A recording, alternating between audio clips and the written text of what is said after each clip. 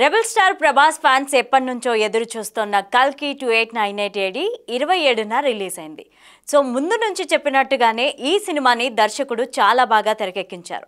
Graphics, visual effects ఏవైనా సరే చాలా క్లారిటీతో ఉన్నాడు దర్శకుడు.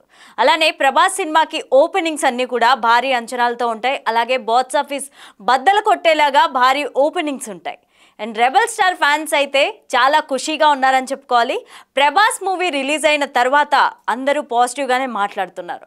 రెబల్ స్టార్ ప్రభాస్ డార్లింగ్ని చూడడానికి ప్రేక్షకులు అందరూ కూడా ఎవరైతే ఉన్నారో ఆడియన్స్ అందరూ కూడా చాలా వెయిట్ చేశారు. ఈగర్గా వెయిట్ చేసినందుకు ఫుల్ మీల్స్ పెట్టేశాడు ప్రభాస్ అని చెప్పుకోవాలి. ఈ సినిమాకు సూపర్ హిట్ టాక్ రావడంతో పాటు తొలి రోజే కాసుల వర్షం కురిపించింది. ఓపెనింగ్ రోజే 191 కోట్లు వసూలు చేసింది.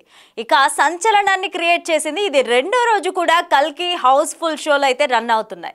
ఈ వీకెండ్ కావడంతో వరుసగా 100 కోట్ల కలెక్షన్ సాధించింది.